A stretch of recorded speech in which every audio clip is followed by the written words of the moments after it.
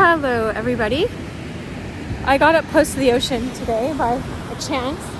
I'm gonna walk over there, but we're gonna be reading George MacDonald's book, At the Back of the North Wind.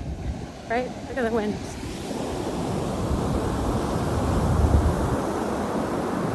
In case you don't live by the ocean. But I'm gonna move back here so that we can hear the story. And give people privacy because I don't like filming other people. But they'll be at a distance, so. All right.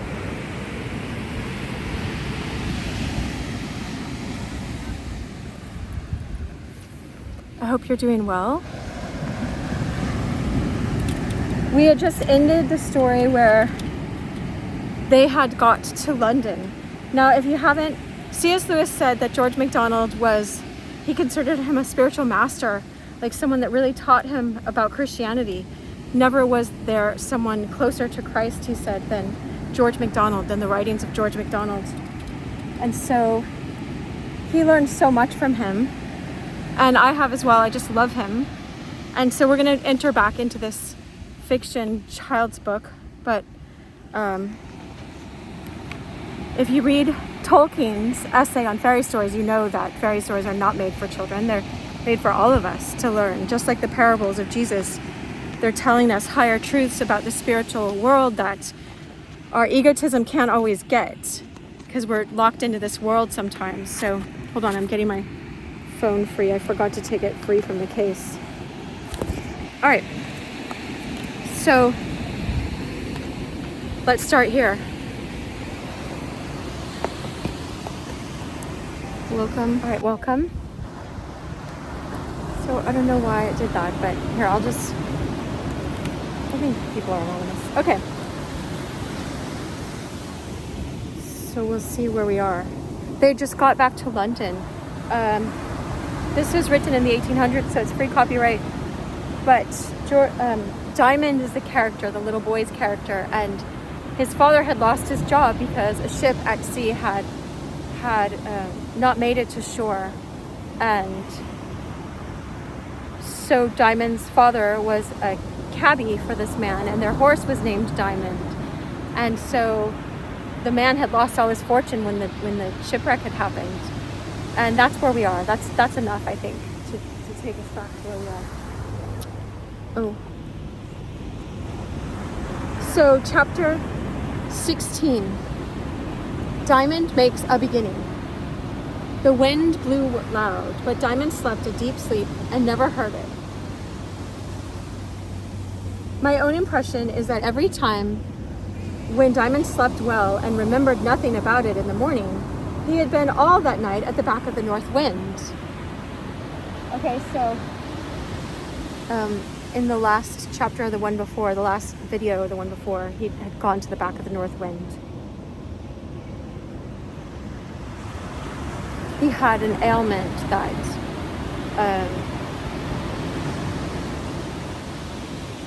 his mom thought he had died, and basically he went to the back of the north wind, and it's describing that place.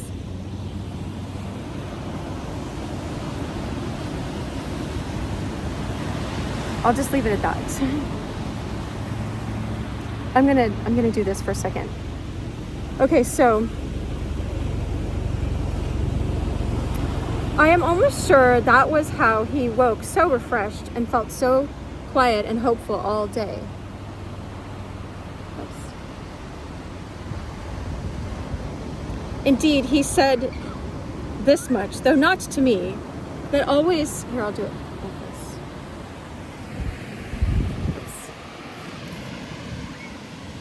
Oops. That always when he woke,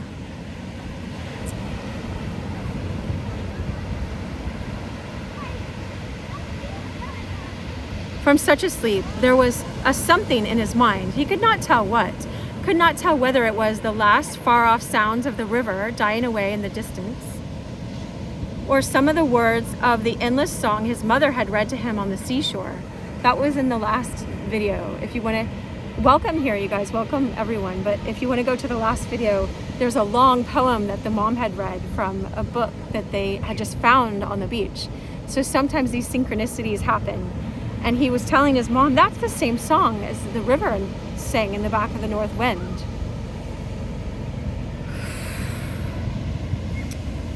And so something in his mind, he could not tell whether it was the last far-off sounds of the river dying away in the distance or some of the words of the endless song his mother had read to him on the seashore.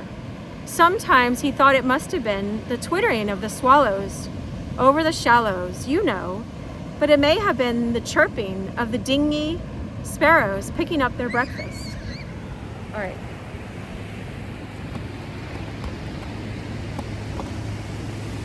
Oh, maybe we could just do this.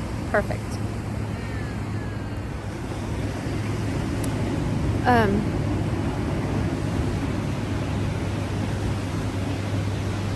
I know some of you guys do. There are some people that are more, anyway, it is what it is. I always say that. I'm like, we get what we get, we don't throw a fit. Okay, so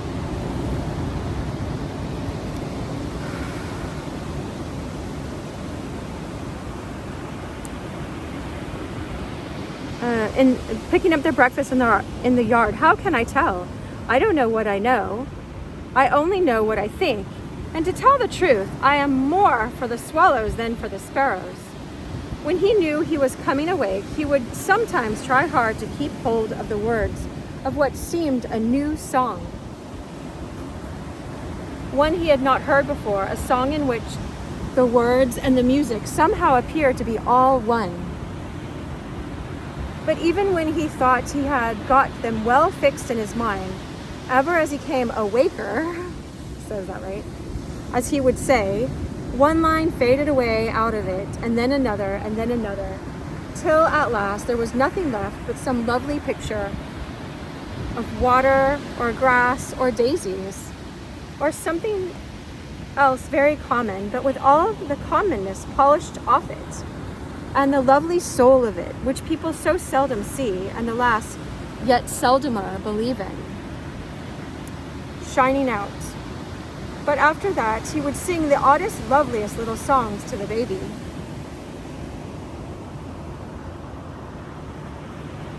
Because his mom had a baby. The baby, I think it's a baby boy, just showed up in the last chapter when she was getting into the cab. All of a sudden, because that's how it is for kids. They don't necessarily know. The first one doesn't know what's coming. I mean, nowadays they tell people, but they tell the little kids and they get them t-shirts that says Big Brother or whatever. Anyway, or Big Sister,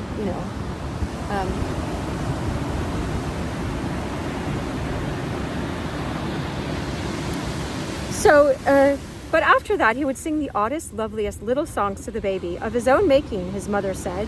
But Diamond said he did not make them. They were made somewhere inside of him, and he knew nothing about them till they were coming out. That's like most of my videos. When he woke that first morning, he got up at once, saying to himself, I've been ill long enough and have given a great deal of trouble. I must try and be of use now and help my mother. When he went into her room, he found her lighting the fire and his father just getting out of bed. They had only the one room besides the little one, not much more than a closet in which Diamond slept. He began at once to set things to rights, but the baby waking up, he took him and nursed him till his mother had got the breakfast ready. You walk the baby like that. She was looking gloomy, and his father was silent. And indeed, except Diamond had done all he possibly could to keep out of the misery that was trying to get in at the doors and windows, he too would have grown miserable. But then they would have been all miserable together. But to try to make others comfortable is the only way to get right comfortable ourselves. And that comes partly of not being able to think so much about ourselves when we are helping other people. Like, right? I got this opportunity. I was like, how is this video going to get made for us, right? And so it's so art showing up in life, or life mimicking art, or portraying art. Anyway, for ourselves, he puts with a capital S, we'll always do pretty well if we don't pay them too much attention. Ourselves are like some little children who will be happy enough so long as they are left to their own games. But when we begin to interfere with them and make them presents of too nice playthings or too many sweet things, they begin at once to fret and to spoil, right? Wow.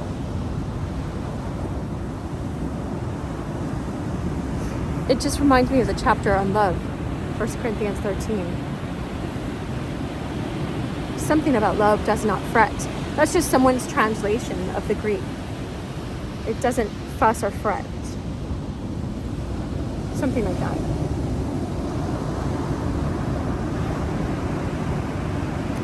"Why, Diamond, child," said his mother at last, "you're as good to your mother as if you were a girl, nursing the baby and toasting the bread and sweeping up the hearth. I declare, a body would think you had been among the fairies." Because you know how they would like come in the middle of the night and like clean everything? Like we all wish. Could Diamond have had greater praise or greater pleasure? You see, when he forgot his self, his mother took care of his self and loved and praised his self. Our own praises poison ourselves and puff and swell them up till they lose all shape and beauty and become like great toadstools. You know, if we're just vainly going, "Oh, you look better than everybody," and vain praising, you know. If you say, "I am fearfully and wonderfully made," and you repeat scripture to yourself, I think that's different. You know, God made us and all that stuff, died for us, and that's things that God has done for us, not praising, "Oh, you have earned, you know, the money to buy 7 cars. You are such a great person." Like, that stuff will leave us empty. That's what he's saying, but I'm not going to interpret it all. Let me just keep reading the story. You see, when he forgot his self, his mother took care of his self and loved and praised his self. Our own praises poison ourselves and puff and swell them up till they lose all shape and beauty and become like great toadstools. But the praises of father or mother do ourselves good and comfort them and make them beautiful. They never do them any harm. If they do any harm, it comes of our mixing some of our own praises with them. And that turns them nasty and slimy and poisonous. Aw, that guy had a really sweet smile. When his father had finished his breakfast, which he did rather in a hurry, he got up and went down into the yard to get out his horse and put him to the cab, right? He's going to start his first cab day. "Won't you come and see the cab, Diamond?" he said. "Yes, please, father, if mother can spare me a minute," answered Diamond. "Bless the child, I don't want him," said his mother cheerfully. But as he was following his father out of the door, she called him back. "Diamond, just hold the baby 1 minute. I have something to say to your father." So Diamond sat down again. Here's the picture. Look at that. The sun is so beautiful right now. I'll show you. No, you can see it. I can feel it. I'm feeling it for us.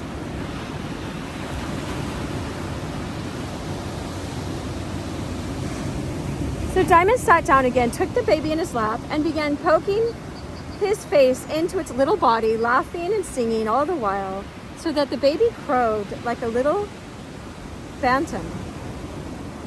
And what he sang was something like this.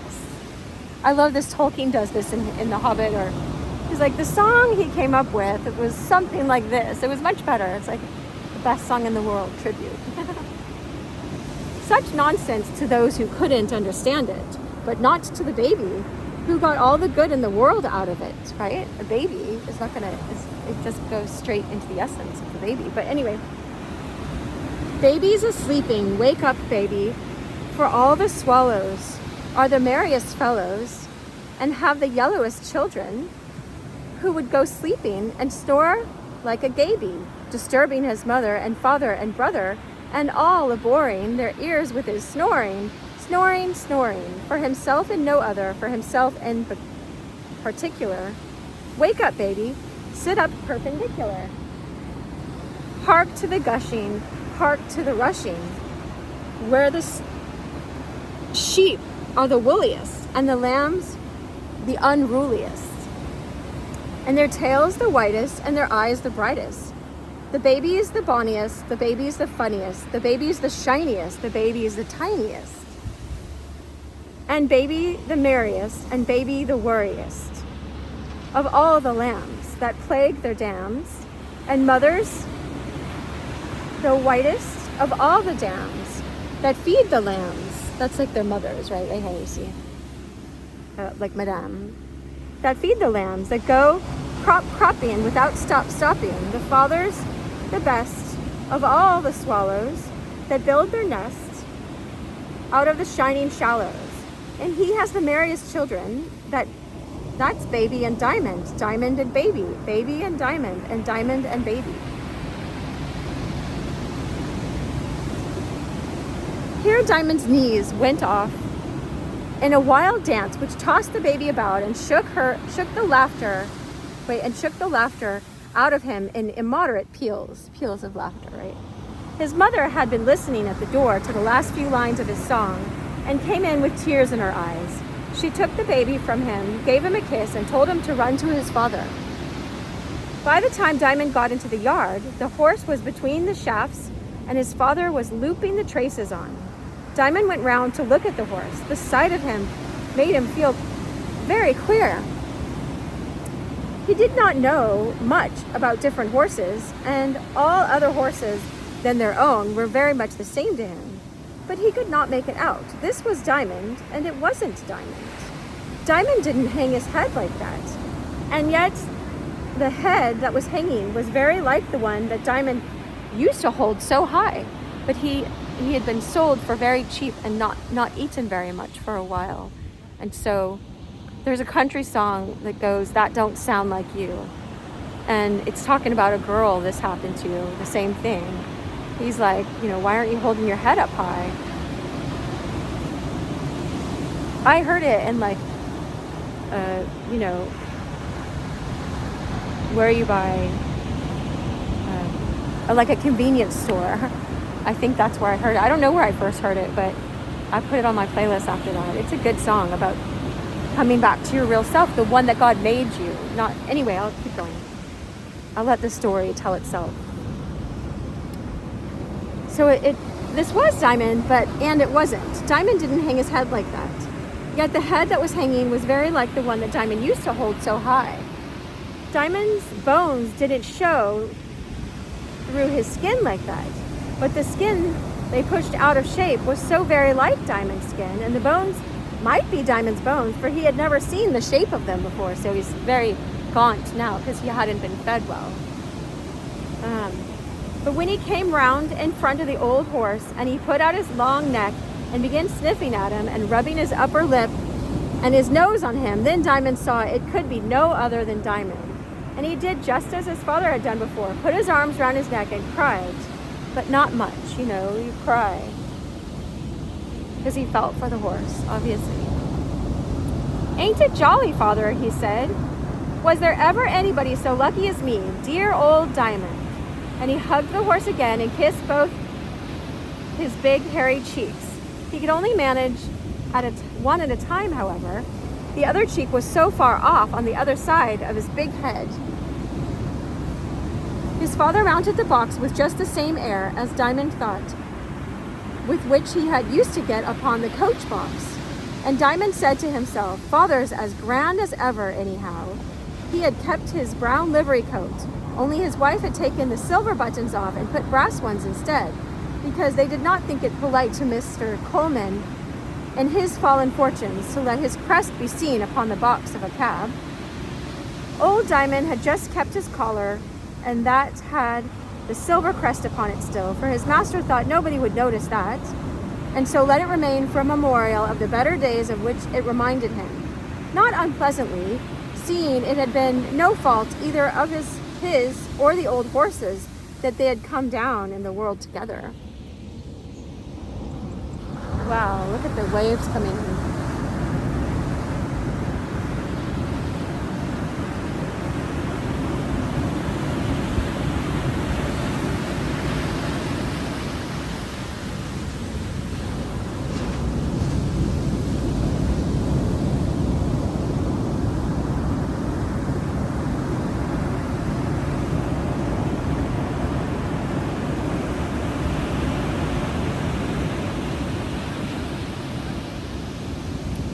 "Oh, Father, do let me drive a bit," said Diamond, jumping up on the box beside him.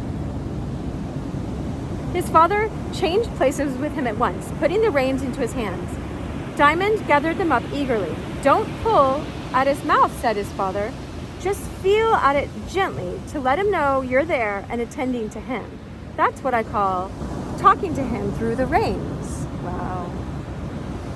"Yes, Father, I understand," said Diamond. Then to the horse he said, "Go on, Diamond." And old Diamond's ponderous bulk began at once to move to the voice of the little boy.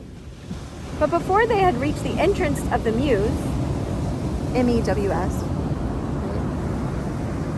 another voice called after young Diamond, which in his turn he had to obey, for it was that of his mother.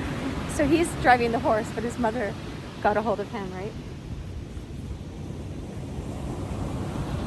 "Diamond, Diamond," it cried, and Diamond pulled the reins and the horse stood still as a stone. "Husband," said his mother, coming up, "you're never going to trust him with the reins, a baby like that?"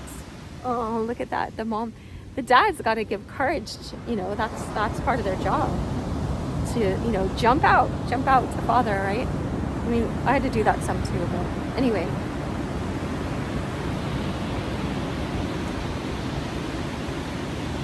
He must learn someday, and he can't begin too soon. I see already. He's a born coachman," said his father proudly, "and I don't see well how he could escape it. For my father and my grandfather, that's his great-grandfather, were all coachmen, I'm told. So it must come natural to him, anyone would think. Besides, you see, old Diamond's as proud of him as we are of our own selves, wife. Don't you see how he's turning round his ears with the mouths of them open for the first word he speaks to tumble in? He's too well bred to turn his head, because he knows to keep looking forward, that the horse is trained. Well, but husband, I can't do without him today. Everything's got to be done, It's my first day here, and there's that baby." So that they had just moved into this new place where anyway, it's talked about in the last chapter. "Bless you, wife, I never meant to take him away, only to the bottom of Endell Street. He can watch his way back." "No, thank you, Father, not today," said Diamond. "Mother wants me. Perhaps she'll let me go another day." "Very well, my man." There's a helicopter, so we may just watch the ocean for now.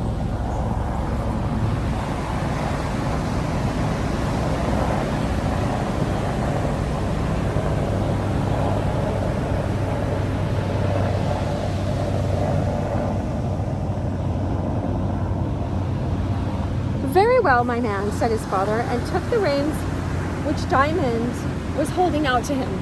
Here, I'll do this. Some people, looks like she doesn't want to be on.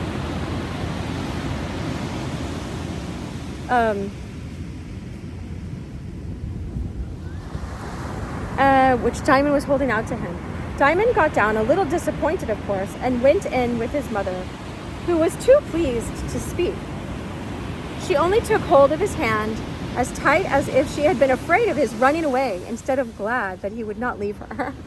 It's funny how moms and dads really are different, and we're made to be different, but none of us fearful, of course. Now, although they did not know it, the owner of the stables, the same man who had just sold the horse to his father, had been standing just inside one of the stable doors with his hands in his pockets, and had heard and seen all that had passed. And from that day, John Stonecrop took a great fancy to the little boy. Right? It raised his esteem of the boy in this guy's eyes. And he's in charge of all sorts of horses. We'll see what comes of that. And this was the beginning of what came of it. Okay, we'll see. Because I forgot, I've read this. I think it was 13 years ago is the last time I read this. I remember because I remember where I was. Maybe I read it one more time after that, but Okay, so that same evening, just as Diamond was feeling tired of the day's work and wishing his father would come home, Mr. Stonecrop knocked at the door. His mother went and opened it. "Good evening, ma'am," said he. "Is little master in?" "Yes, to be sure. He is at your service, I'm sure, Mr. Stonecrop," said his mother. No, ma'am. I'm at his service. I'm just a-going out with my own cab, and if he likes to come with me, he shall drive my old horse till he's tired." "It's getting rather late for him," said his mother thoughtfully. "You see, he's been an invalid." He had been sick before. And, came back from death, basically. Diamond thought, what a funny thing. How could he have been an invalid when he did not even know what that word meant? What the word meant.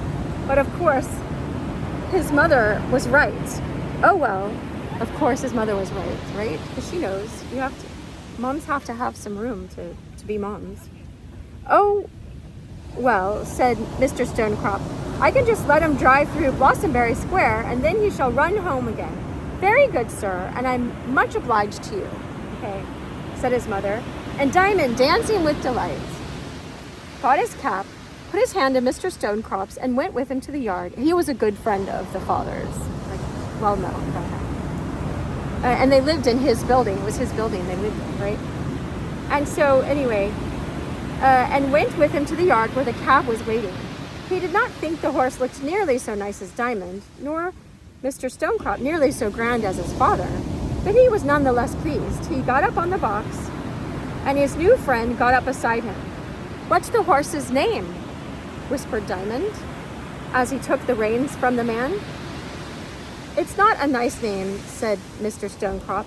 "You needn't call him by it. I didn't give it to him."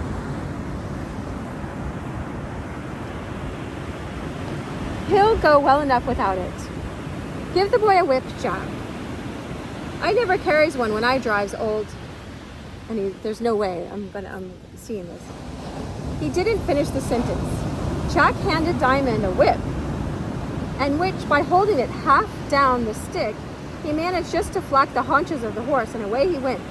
"Mind the gate," said Mr. Stonecrop, and Diamond did mind the gate and guided the nameless horse through it in safety, pulling him this way and that according as was necessary.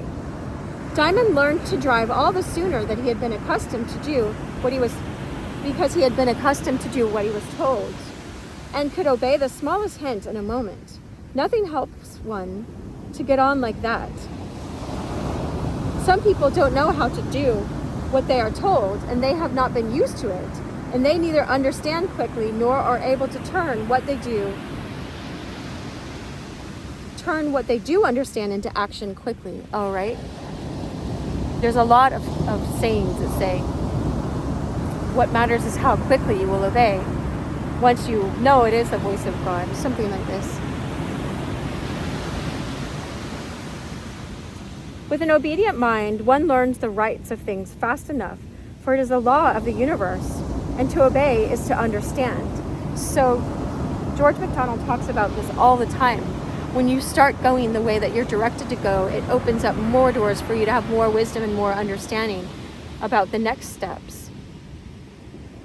So sometimes you don't know what's going to happen next. I read this a lot in in C.S. Lewis. He has an anthology of the best George MacDonald quotes that he found. And that's in there a lot. Once you obey, you find out next what to do more readily, like he's saying anyway. And to obey is to understand. "Look out," cried Mr. Stonecrop as they were turning the corner into Bloomsbury Square. It was getting dusky now. A cab was approaching rather rapidly from the opposite direction, and Diamond pulling aside and the other driver pulling up. They only just escaped a collision. Then they knew each other. "Why, Diamond, it's a bad beginning to run into your own father," cried the driver. "But father, wouldn't it have been a bad ending to run into your own son?" said Diamond in return, and the two men laughed heartily. "This is very kind of you, I'm sure, Stonecrop," said his father. "Not a bit. He's a brave fellow, and he'll be fit to drive on his own hook in a week or two." I forgot how old he is, right? "But I think you'd better let him drive you home now, for his mother didn't like his having overmuch of the night air, and I promised not to take him farther than the square. Come along then, Diamond, said his father, as he brought his cab up to the other and moved off the box to the seat beside it. Diamond jumped across, caught at the reins, said good night and thank you, Mr. Stonecrop, and drove away home, feeling more of a man than he had ever yet had a chance of feeling in all his life. Nor did his father find it necessary to give him a single hint as to his driving. Wow. Only I suspect the fact that it was old Diamond, and old Diamond on his way to his stable may have had something to do with young Diamond's success, right? That's how my dog is. Like on the way home, she's just like straight. Well, child, said his mother when he entered the room, you've not been long gone. No, mother, here I am. Give me the baby. The baby's asleep, said his mother. Then give him to me and I'll lay him down. But as Diamond took him, he woke up and began to laugh, for he was indeed one of the merriest children, and no wonder, for he was as plump as a plum pudding, and he had never had an ache or a pain that lasted more than 5 minutes at a time. Diamond sat down with him and began to sing to him. Baby, baby, babbing, your father's gone a-cabbing, to catch a shilling for its pence, to make the baby babbing dance. For old Diamond's a duck. They say he can swim, but the duck of Diamond is baby, that's him.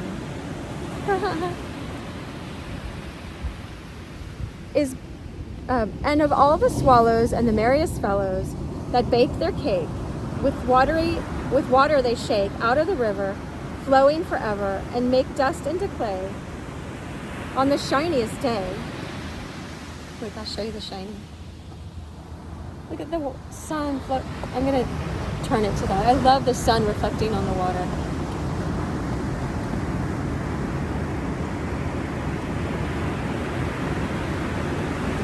To build their nests, father is the best, and mother is the whitest, and her eyes are the brightest of all the dams that watch their lambs, cropping the grass where the waters pass, singing forever, and all of the lambs with the shakingest tails and the jumpingest feet.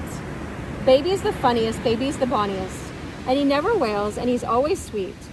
And Diamond's his nurse, and Diamond's his nurse, and Diamond's his nurse.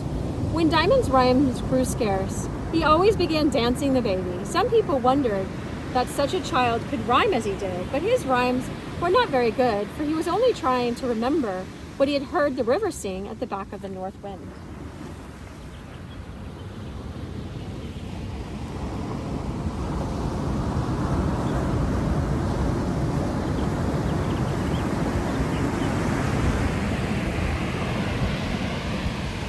So this chapter is called Diamond, chapter 17, Diamond Goes On. Here's a picture of Diamond with the horse, with Diamond.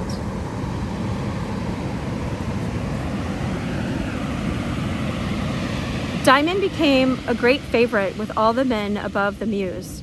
Some may think it was not the best place in the world for him to be brought up in, but it must have been, for there he was, right? It's like trusting that God always takes care of all the details when the parents are entrusting themselves to God. I mean, always, maybe. I don't know.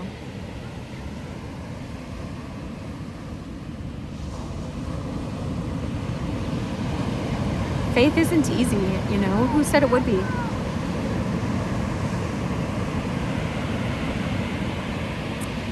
And so, at first he heard a good many rough and bad words, but he did not like them, and so they did him little harm.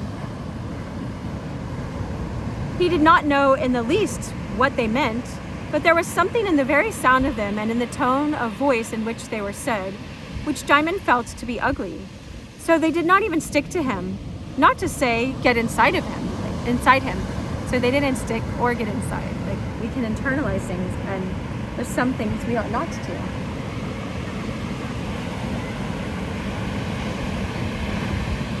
He never took any notice of them, and his face shone pure and good in the middle of them, like a primrose in a hailstorm, right? Just opening. At first, because his face was so quiet and sweet, with a smile always either awake or asleep in his eyes, and because he never heeded their ugly words and rough jokes, they said he wasn't all there, meaning that he was half an idiot, whereas he was a great deal more there than they had sense to see. Wow.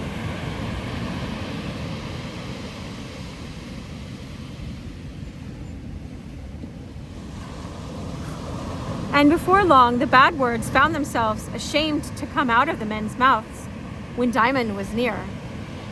The one would nudge the other to remind him that the boy was within hearing, and the words choked themselves before they got any farther. When they talked to him nicely, he had always a good answer, sometimes a smart one, ready, that helped much to make them change their minds about him. Look, they're looking over the fence right there in the corner. One day, Jack gave him a curry comb and a brush to try his hand upon old Diamond's coat. He used them so deftly and so gently and yet so thoroughly, as far as he could reach, that the man could not help admiring him. The man could not help admiring him. "You must make haste and grow," he said. "It won't do to have a horse's belly clean and his back dirty, you know." Like, that's what he's doing. He's brushing the horse. "Give me a leg," said Diamond. And in a moment, he was on the old horse's back with the comb and brush. He sat on his withers and reached forward as he ate his hay. The Diamond was, the big horse was. And he curried and he brushed, first at one side of his neck and then at the other.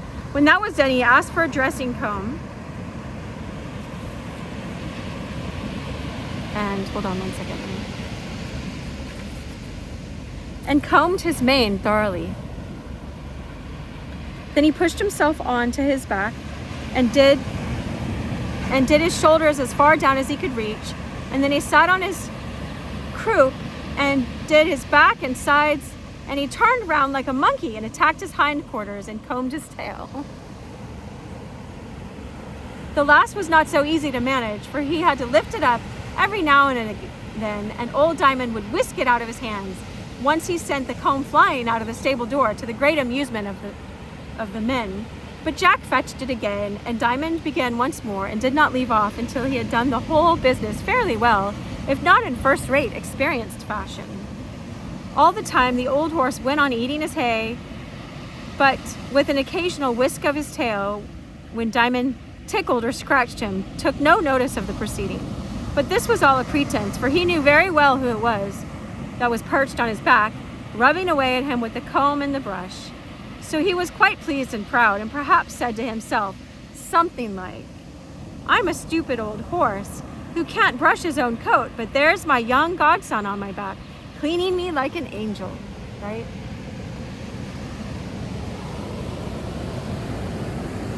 Oh, hold on.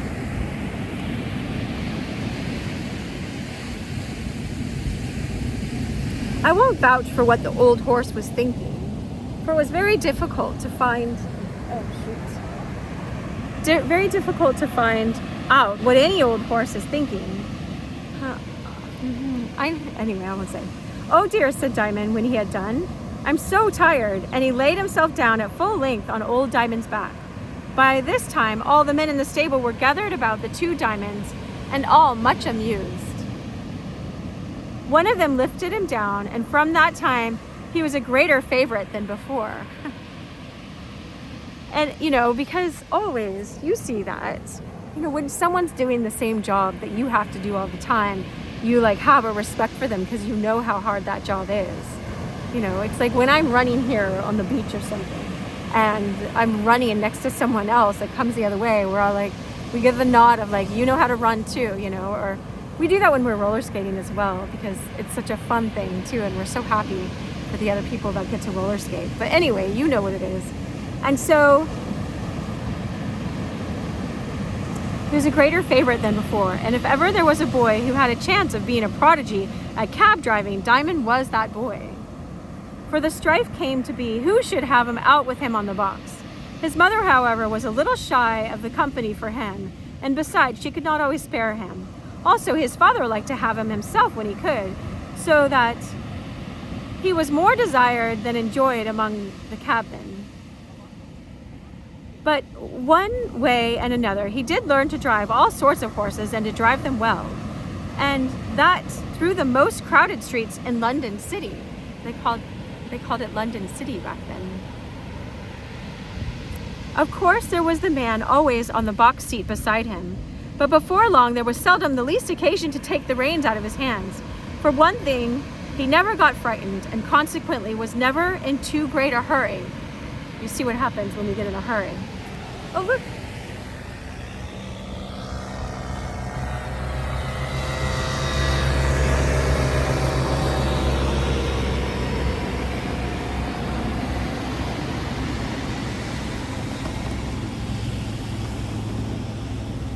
Oh, I wanted the sunshine still.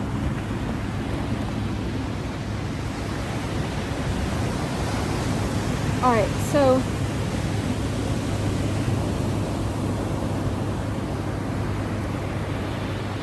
yet when the moment came for doing something sharp, he was always ready for it. I must once more remind my readers that he had been to the back of the North Wind. You know, you get a sort of wisdom from being back to the North Wind and back. One day, which was neither washing day, nor cleaning day, nor marketing day, nor Saturday, nor Monday, upon which consequently Diamond could be spared from the baby, his father took him on his own cab. After a stray job or two, by the way, they drew up in the row upon the stand between Cockspur Street and Pall Mall. Wow. I didn't know that was a street in London. They waited a long time, but nobody seemed to want to be carried anywhere. It's so weird because the guy that I know that was half Native American that spoke to horses or something, he would smoke Pall Malls. That's how you paid him. And anyway, I won't talk about it because there's just kids watching. But he was like, you know, whatever you want to call a horse whisperer of some kind. But they waited a long time, but nobody, he said all of us used to know how to talk to the animals. So that was his belief. He was a Christian as well. Anyway, they waited a long time, but nobody seemed to want to be carried anywhere. By and by, ladies would be going home from the Academy exhibition, and there would be a chance of a job. Though, to be sure, said Diamond's father, with what truth I cannot say, but he believed what he said, some ladies is very hard and keeps you to the bare sixpence a mile, when everyone knows that ain't enough to keep a family and a cab upon. To be sure, it's the law, but mayhap they may get more law than they like someday themselves. Wow. What if the law goes against them, you know, doesn't protect them and their families at some point? That's kind of like what's happening now. I won't say anything, but I'm just saying. So, you know, it's important to be generous with the people that are barely making food for themselves. So here's this picture. As it was very hot, Diamond's father got down to have a glass of beer himself and give another to the old waterman. He left Diamond on the box. A sudden noise got up, and Diamond looked round to see what was the matter. There was a crossing near the cab stand where a girl was sweeping. Some rough young imps had picked a quarrel with her and were now hauling at her broom to get it away from her, right? But this was her livelihood. We'll see. Diamond had met her earlier in the story. But as they did not pull altogether, she was holding it against them, scolding and entreating them alternately. Diamond was off his box in a moment and running to help the girl. He got hold of the broom at her end and pulled along with her, but the boys proceeded to rougher measures, and one of them hit Diamond on the nose and made it bleed. Look at Diamond's right here, right? And as he could not let go the broom to mind his nose, he was soon a dreadful figure. But presently his father came back, and missing Diamond, looked about. He had to look twice, however, before he could be sure that that was his boy in the middle of the tumult. He rushed in and sent the assailants flying in all directions. The girl thanked Diamond and began sweeping as if nothing had happened, while the father led him away. With the help of old Tom, the waterman, he was soon washed into decency, and his father set him on the box again, perfectly satisfied with the account he gave of the cause of his being in a fray. Like, his dad was like, good on you, right? I couldn't let them behave so to a poor girl, could I, father? He said. Certainly not, Diamond, said his father, quite pleased, for Diamond's father was a gentleman. A moment after, up came the girl, running with her broom over her shoulder, calling, "Cab, there, cab!" Diamond's father turned instantly, for he was the foremost in the rank, and followed the girl. One or two other passing cabs heard the cry and made for the place, but the girl had taken care not to call till she was near enough to give her friends the first chance. When they reached the cab curbstone, who should it be waiting for the cab but Mrs. and Miss Coleman, Mrs. Coleman and her daughter, Miss Coleman, right? They did not look at the cabman, however. The girl opened the door for them, and they gave her the address and a penny, and she told the cabman, and away they drove. This was the person he used to work for, right? The wife of that man, and he used to drive them everywhere. He was their family driver before they lost their fortune.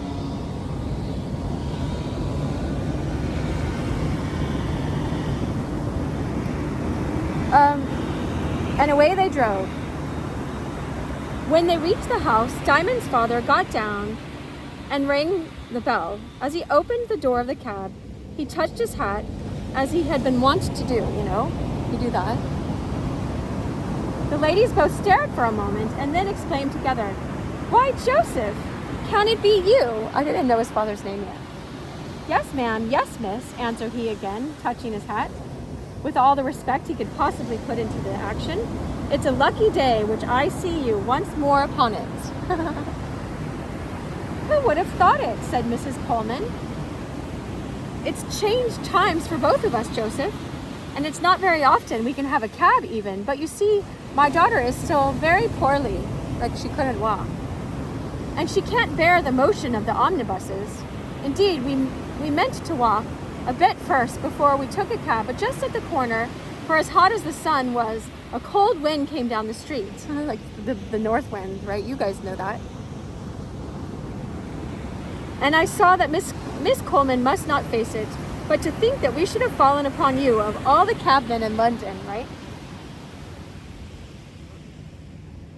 Here, I'll turn this around. And isn't this awesome? I'm like so happy about the book. And so they think this is just a coincidence, right? Of all the cabmen in London, I didn't know you had got a cab. "Well, you see, ma'am, I had a chance of buying the old horse, and I couldn't resist him. There he is, looking at you, ma'am. Nobody knows the sense in that head of his." The two ladies went near to pat the horse, and then they noticed Diamond on the box. "Why, you've got both Diamonds with you," said Miss Coleman. "How do you do, Diamond?" Diamond lifted his cap and answered politely. "He'll be fit to drive himself before long," said his father proudly. "The old horse is a-teaching him, a-teaching of him." "Well, he must come and see us now you found us out. Where do you live?" "Oh, where do you live?" they're asking him, right? And so Diamond's father gave the ladies a ticket with his name and address printed on it, and then Mrs. Coleman took out her purse, saying, "And what's your fare, Joseph?" "No, thank you, ma'am," said Joseph. "It was your old horse as took you, and me you paid long ago." Wow, that's so sweet. Because they barely had the money for the cab, so that helped them. We'll see what happens. He jumped on his box before she could say another word, and with a parting salute drove off, leaving them on the pavement, with the maid holding the door for them. It was a long time now since Diamond had seen North Wind or even thought much about her, and as his father drove along, he was thinking not about her, but about the crossing sweeper, and was wondering what made him feel as if he knew her quite well, when he could not remember anything of her. right? But a picture arose in his mind of a little girl running before the wind and dragging her broom after her. And from that, by degrees, he could recall the whole adventure of the night when he got down from the north wind's back in a London street. But he could not quite satisfy himself whether the whole affair was not a dream which he had dreamed when he was a very little boy. Only he had been to the back of the north wind since. There could be no doubt of that, for when he woke every morning, he always knew that he had been there again. And as he thought and thought, he recalled another thing that had happened that morning, which, although it seemed a mere accident, might have something to do with what had happened since. His father had intended going on the stand at King's Cross that morning and had turned into Gray's Inn Lane to drive there when they found the way blocked up. And upon inquiry were informed that a stack of chimneys had blown down in the night, right? The wind planned it the night before. Anyway, and had fallen across the roads. They were just clearing the rubbish away. Diamond's father turned and made for Charing Cross, right? That night, the father and mother had a great deal to talk about. Poor things, said the mother. It's worse for them than it is for us, right? They live in this small little cottage now or something instead of a grand house. Anyway, you see, they've been used to such grand things, and for them to come down to a little pokey house like that, it breaks my heart to think of it, right? Why would it do so? Anyway, I don't know, said Diamond thoughtfully, whether Mrs. Coleman had bells on her toes. What do you mean, child? Said his mother. She had rings on her fingers anyhow, returned Diamond. Oh, isn't there a kid's rhyme, you know? She had rings on her fingers and bells on her toes. Little Miss something. Of course she had, as any lady would. What has that to do with it? When we were down at Sandwich, said Diamond, you said you would have to part with your mother's ring. Now we were poor. Bless the child, he forgets nothing. And his mother, really, Diamond, a body would need to mind what they say to you. Why, said Diamond, I only think about it. That's just why, said the mother. Why is that why? Persisted Diamond, for he had not yet learned that grown-up people are not often so much grown up that they never talk like children, and spoilt ones too. Mrs. Coleman is none so poor as all that yet. No, thank heaven, she's not come to that. Is it a great disgrace to be poor? Asked Diamond, because of the tone in which his mother has spoken. But his mother, whether conscience-stricken, I do not know, hurried him away to bed, right? Where, after various attempts to understand her, resumed and resumed again in spite of invading sleep, he was conquered at last and gave in, murmuring over and over to himself, why is why? Why is why? But getting no answer to the question. Chapter 18, The Drunken Cabman. I'm sure this is not his father, but we'll see who it is. Oh, I gotta turn it. Let's see.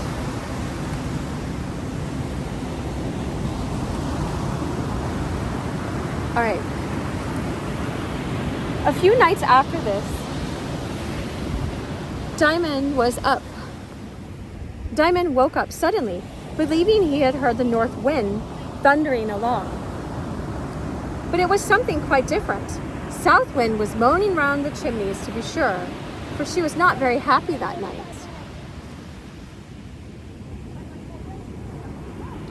But it was not her voice that had wakened Diamond. Her voice would only have lulled him the deeper asleep. It was a loud, angry voice, now growling like that of a beast, now raving like that of a madman. And when Diamond came a little wider awake, he knew that it was the voice of the drunken cabman, the wall of whose room was at the head of his bed, so they had a very thin wall between them.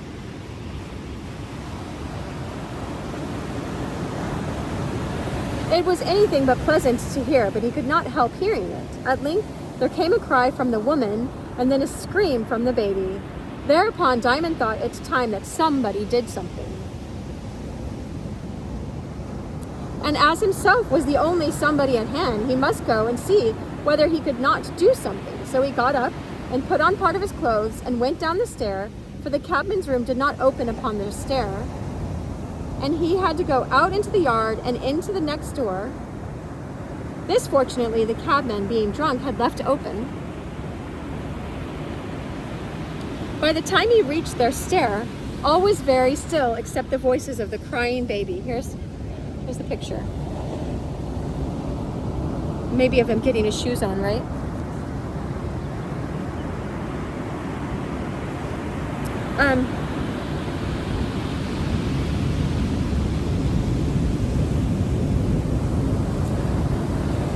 Which guided him to the right door. He opened it softly, peeped in. There, leaning back in a chair, with his arms hanging down by his sides, and his legs stretched out before him, and supported on his heels, sat the drunken cabman. I guess that's the cabman, maybe, I'm not sure. His wife lay in her clothes upon the bed, sobbing, and the baby was wailing in the cradle. It was very miserable altogether. Now, the way most people do when they see anything very miserable is to turn away from the sight and try to forget it. But Diamond began, as usual, to try to destroy the misery, right? He was practiced in doing this at his house. The little boy was just as much one of God's messengers as if he had been an angel. The word angel in Greek means messenger, right? With a flaming sword, going out to fight the devil, like Michael. The devil he had to fight just then was misery. And the way he fought him was the very best. Like a wise soldier, he attacked him first in his weakest point. That was the baby. For misery can never get such a hold of a baby as of a grown person. Diamond was knowing in babies, and he knew he could do something to make the baby happy. For although he had only known one baby as yet, and although not one baby is the same as another, yet they are so very much alike in some things. And he knew that one baby so thoroughly that he had a good reason to believe he could do something for any other. That's a total lesson in life, right? I have known people who would have begun to fight the devil in a very different and very stupid way. They would have begun by scolding the idiotic cabman, and next they would make his wife angry by saying it must be her fault as well as his, and by leaving ill-bred, though well-meant, shabby little books for them to read. They're talking about, people that come by with little pamphlets about Jesus or about God, and they don't help the person. They just shame them because they're in religious egotism. It's really sad. I hope not to be like that. I know I have to correct some people sometimes, and I've never wanted to do it. None of us want to do it like that, right? Anyway, they leave well-meant, shabby little books for them to read, which they were sure to hate the sight of, while all the time they would not have put a finger to touch the wailing baby. But Diamond had him out of the cradle in a moment, set him up on his knee, and took him to look at the light. Now all the light that there was came only from a lamp in the yard, and it was very dingy and yellow light, for the glass of the lamp was dirty and the gas was bad, but the light that came from it was notwithstanding as certainly light as if it had come from the sun itself. There you go. And the baby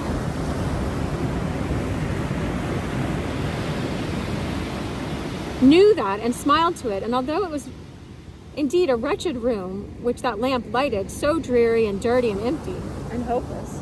Hold on. There in the middle of it sat Diamond on a stool, smiling to the baby. And the baby was on his knees, smiling to the lamp.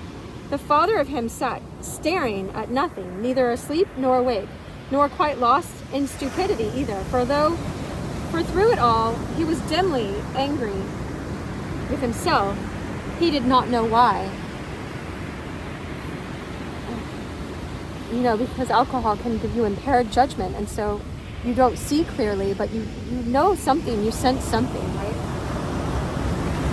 It was that he had struck his wife. He had forgotten it, but was miserable about it, notwithstanding. And this misery was the voice of the great love that had made him and his wife and the baby and Diamond speaking in his heart. and telling him to be good. For that great love speaks in the most wretched and dirty hearts. Only the tone of its voice depends on the echoes of the place in which it sounds. On Mount Sinai, it was thunder. In the cabman's heart, it was misery. In the soul of St. John, it was perfect blessedness. All right, on the island of Patmos, which I've been to at least 3 times now. It's so strange that I have been, but I love St. John. Anyway, we got to end there. Much love. Thanks for being here. I have the bookmark so we can return. Oh, look, this is the cover. I didn't see it under. You can't see. I think it's the north wind. All right, much love.